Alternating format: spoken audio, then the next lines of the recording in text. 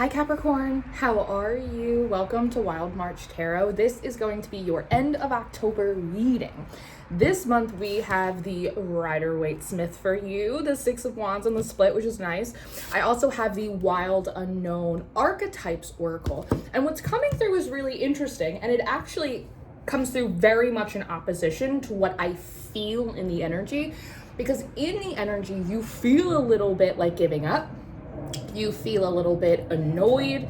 Actually, as I'm sitting here trying to shuffle my deck, there's one card in my deck that if you can see, it's like all chewed up because my dog got to it. And I'm sitting here and I'm trying to bend the cards so that way I can shuffle them. And if you see the Wheel of Fortune, which by the way is what this card is, the Wheel of Fortune, it keeps getting caught. And so there's a part of me that's like, well, I'll just take the fortune out of the deck. And that is very much what your energy feels like, Capricorn. Almost as if you have hit a surrender or an acceptance point, but the acceptance point is that actually things just aren't gonna get better. This is the way it is. Actually, fortune is not on my side. This is a waste of time. Like, it's very pessimistic. It's a strange energy because there's a sense of relief in the acceptance that like, well, things just don't go well for Capricorn. So like there is a sense of relief in that acceptance, but like it's also like really pessimistic. And so there's something in the like content of that energy to be kind of problematic, especially when I actually look at the cards that are coming out for you and they're not necessarily telling the same story of defeat and failure that like you might be feeling, which is important to remember.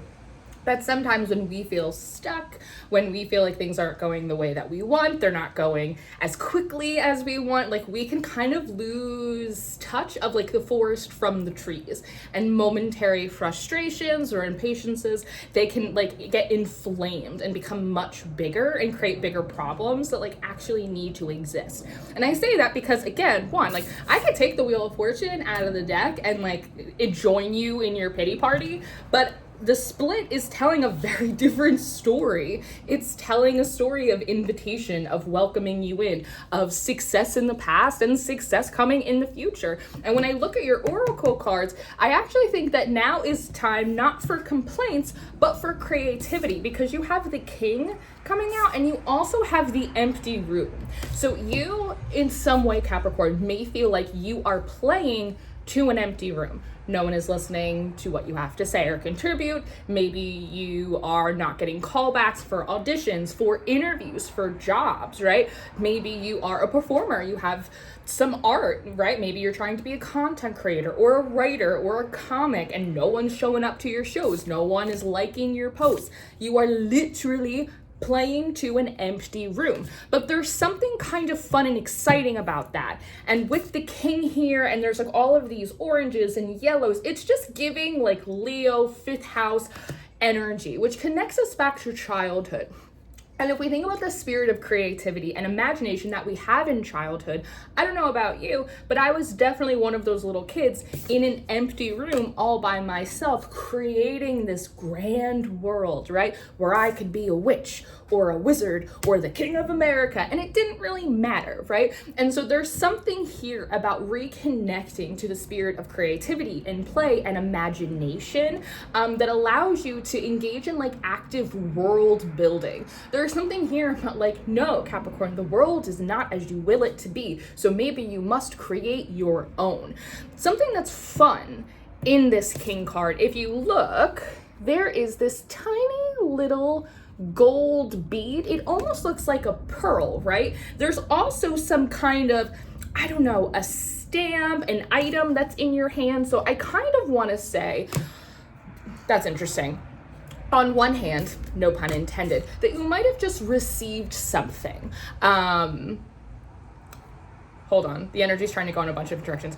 One, you may have just received something. Perhaps it was an experience, perhaps it was a small pearl of wisdom, an aha, right? Maybe that led to like that acceptance point where you're like, it's not gonna work.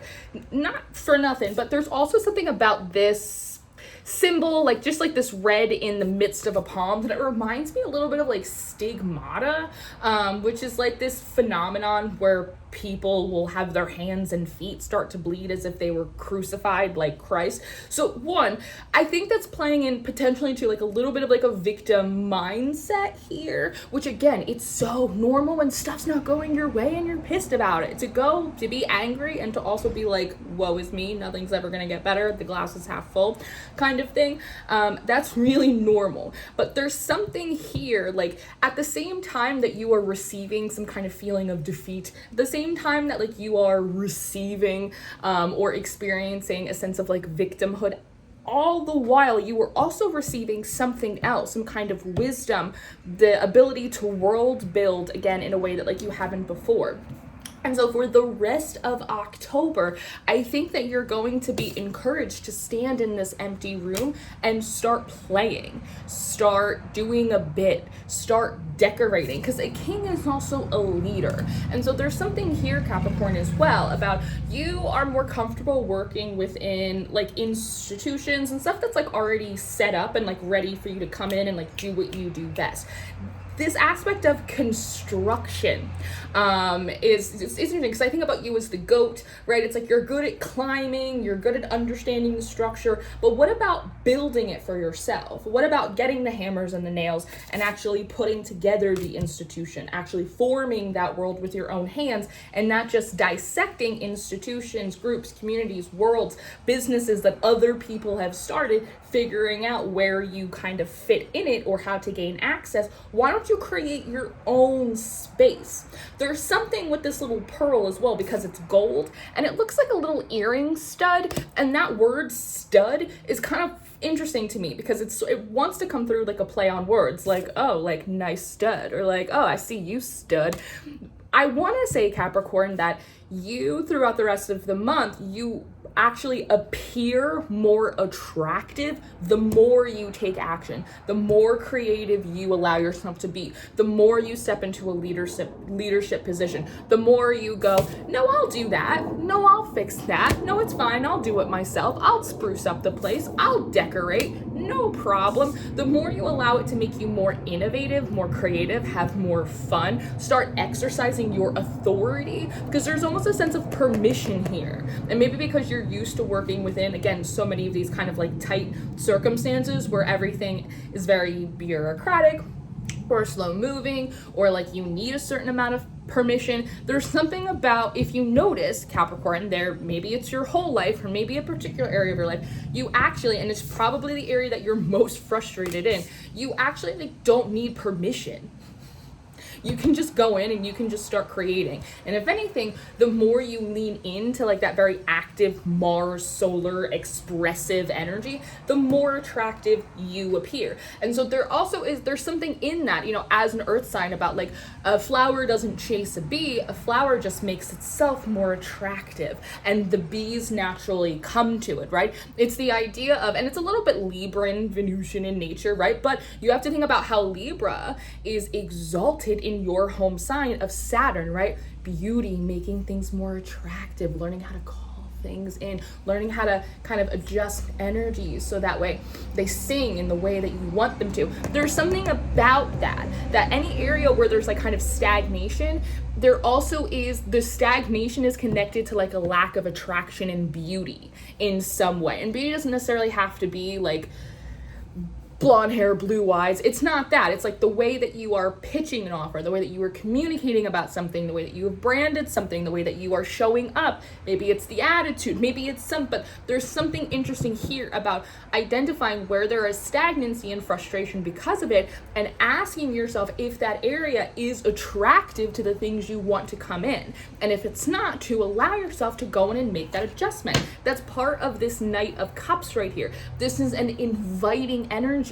Is your resume inviting? Is your content inviting? Does your art welcome in people, welcome in opinion? These are the things, right? And that's part of being a king. Part of being a leader is reading the room. It's understanding feedback. And what I love is the difference between the coloring. I mean, this is like a whole, yes, they're all kind of within the same like warm family, but I have reds, I have burgundies, I have these bright yellows that are almost like white, I have these gorgeous oranges. challenges. And here I don't really have that much, right? But I do have these 2 spots that are looking, right, for something to be invited, for something to be added in, perhaps a little sparkle, perhaps a little color, Capricorn. So one, I almost want to say, like, when's the last time you, as I sit here in black and white, but when's the last time, like, you wore color? When's the last time you had a little fun? When's the last time, like, you lightened up a little bit? These are kind of the things that want to be focused on for the next week and a half as we round out the rest of October, is, again, notice the areas that feel stagnant and ask yourself if those colors or if those areas are a little bit bland, if they're lacking color, if they're lacking a sense of attractiveness, if they're lacking love and welcoming and warmth and beauty, because that might be part of the reason why the room is empty, right? And that in a lot of ways might be reflective, again, of perhaps a pessimistic attitude, a poor outlook on things, glass half full. And so I think the rest of the month gives you an opportunity to bring yourself into a reality check, and also to begin making slight course corrections, so that way when November comes, you're kind of ready to roll, right? Does that make sense? So let's just very quickly, I feel like we're pretty much there, but let's just pull a little bit more as kind of your bridge from the end of this month into November. Let's see, and then it's the sun.